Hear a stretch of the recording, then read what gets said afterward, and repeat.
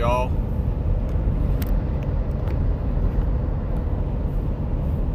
Chris Huffman here, Blue Collar Warrior, Tougher Environmental Services. Looks like Topher, T-O-P-H-E-R, but I pronounce it Tougher. I explained that in a previous video. Still new to all this. Been on the road a lot. Just came from my son's wedding. So heading home.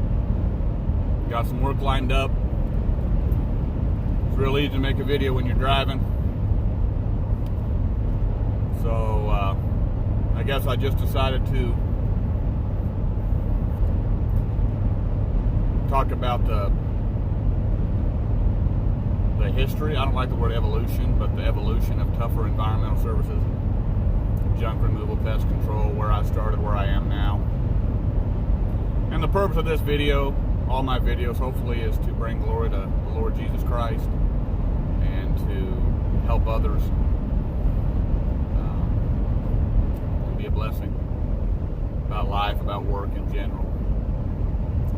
But I've always wanted to be an entrepreneur of some sort. Don't really know how and when that started, but I've just always felt that's what God wanted for me. Outside of being a preacher, I'm in a situation right now where preaching is not an option for me, and just doing what I can to make the business work.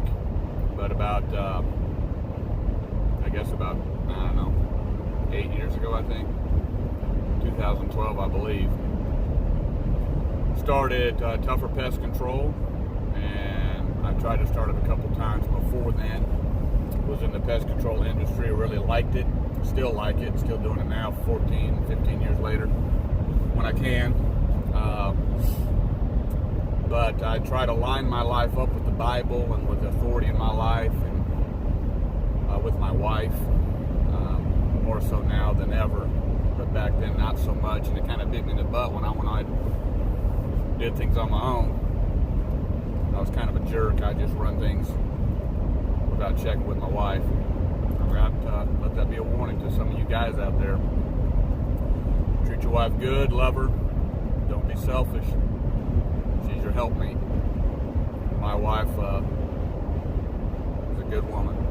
So anyway, I tried a couple times to do things without my pastor being in line with it, or my wife, and it ended up flopping. But just learning lessons through that time. And then the last pest control company I worked for back then, when he hired me, he said, I know you got your own company, and I don't mind that you do your own stuff on the side. And so he was for it from the beginning, and just not taking his customers, which I never did. Never had plenty of opportunity through the years to steal customers, never did it. Even when they asked, I've met a lot of guys. They do work on the side with the company truck, with the company chemicals. No, never do that, never did do that. Never took any of his customers, but when I was getting on my own, I've lost a few customers through the years, just through the way the company was doing things. And when I finally kind of went on my own again, a customer called me back who really liked me, but quit that company. I'd asked if I could do her stuff for her, and it ended up being great because I started doing a couple of apartment complexes for her, and turned into another couple apartment complexes.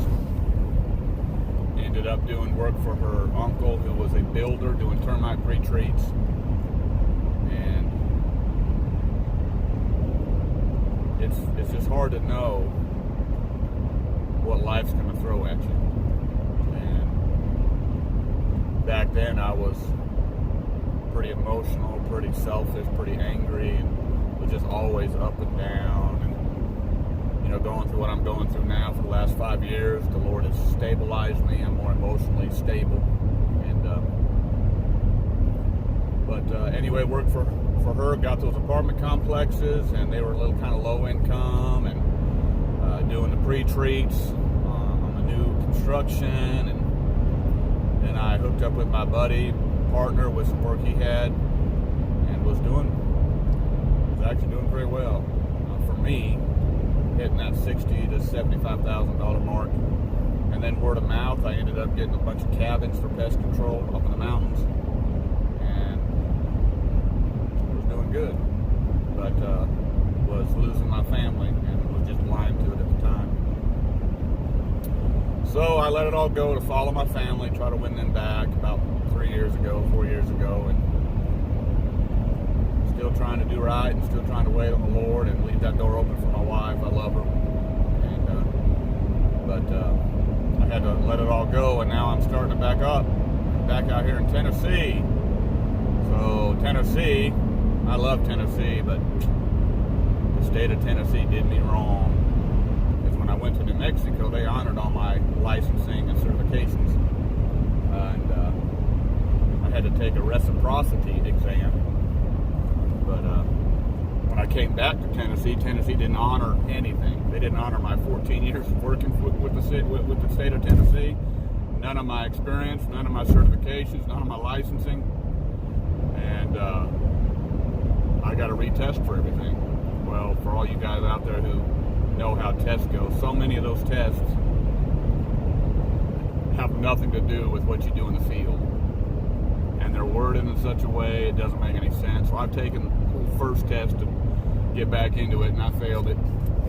But still pressing on. And so in the meantime, started getting into junk removal. And came out here, started working with my buddy, doing duct cleaning. And as soon as I got back out to Tennessee, my own stuff started picking up. My buddies helped me out quite a bit. But ended up getting a truck, getting a trailer, doing the property preservation work. That picked up for me. Pest control I can't really do right now. And then the junk removal. And some of the work I'm doing with my buddy, we go to Nashville to work with a contractor that he's been working with for years. And I worked with him a few years ago, and now I'm working with him again on doing change outs for HVAC. And now he's got me doing some work for him. And so through that kind of work, I ended up getting a box truck. It's an old box truck, but I've already done quite a few junk removal jobs. As far as advertising, through the years, I've not had a lot of success. I went ahead and tried Home Advisor last month. First couple of weeks was pretty good, and it's kind of dwindled down. So I'm trying to tweak it, trying to learn how to make it worth my while, because right now it really is not worth it, the money I'm putting into it. But I'm trying to give it some time and make it work. But word of mouth. And so, I guess I'll close with this as far as the junk removal part of it goes, is just use my truck and trailer for a few jobs, get some appliances, some freezers, some bedroom sets. Did a couple of those jobs like that, a couple $100 a pop. I generally charge, I got a 10 by, what is this? Not a 10 by, it's a, I think it's an 8 by 12, maybe 6 by 12 box trailer. So, I generally charge $400 if I end up filling up my truck and trailer. So I did a couple jobs there, made, $400 or $500. I did one garage clean out with that, made $800 on that one. Then I got my box trailer or my box truck, and that worked out real good. I mean, I don't have all the answers. I'm just trying to do right every day and get up, walk with the Lord, try to please Him, read my Bible and pray, and just hustle as best as I can, and don't turn any work away.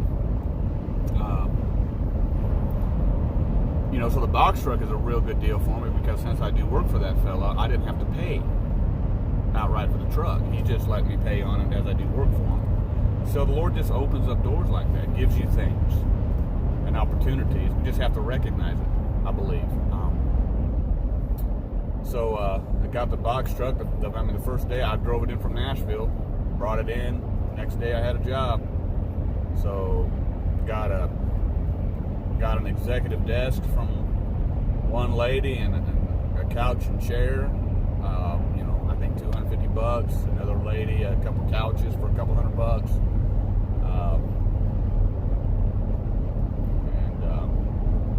Then Home Advisor kicked in and had a big job offer of them that I underbid. Woo! Underbid. But trial and error, you learn. I told her I basically charged $600 for a load on my box truck. It's a big 16-foot box truck. I'm still tweaking my prices, but what the mistake I made was I'm estimating this is going to be about 2 loads, and it was not. It was closer to 3.5, and she kept adding on stuff. I left that slide because she's super nice. It was a big job, but toward the end of it, she wanted to put a couple more things on, and I said, well, I'll have to start charging you, and she was okay with that. So it ended up initially a $1,200 job for 2 loads, ended up being a $1,400 job for about 4 loads, and I had to cut down a swing, haul it away. I had to cut down an old dog kennel, chain link type stuff, and other stuff she found hidden away that she mixed in there. But anyway, we're going. Right now, I'm still trying to keep up preservation work. Everything is slowed down because of coronavirus, but I've got a couple apps. People looking for gutter cleaning, so I've signed up for them. Hopefully I'll get some gutter jobs. A lawn care service, I've gotten 4 jobs with them, and I'm just not turning stuff away as best as I can, doing most of it on my own, and doing crawl space encapsulation. Those are nasty jobs, but they pay good. And so yeah, we're just going to keep going, praising the Lord, doing what I can. I hope these help. Like and subscribe. I still don't know how much of this works. I'm just doing a hobby out of this right now. And on my way home today, heading out again, be home in a few hours. One of my preservation companies called me with a 14 cubic yard clean out, and the preservation companies really don't pay much for those types of jobs, but it's right now an income stream, so it would probably be something that, I haven't looked at it, and I'm just going off what she said. It'd probably be something that probably be at least $1,000 or $1,500 I normally charge for it, but doing it through a preservation company is probably going to be $400 or $500. But again, it's income, and beggars can't be choosers. I'm thankful for the work. I'm trying to bring a guy on. I got to have good income to be able to support a guy. But anyway, Chris Huffman, tough for environmental services, tough for pest control, tough for wildlife control, tough for junk removal. And changed my number finally to a Knoxville number, so I got 2 numbers, 865-888-2557 or 865-235-1679. Thank you, and keep your eyes on him.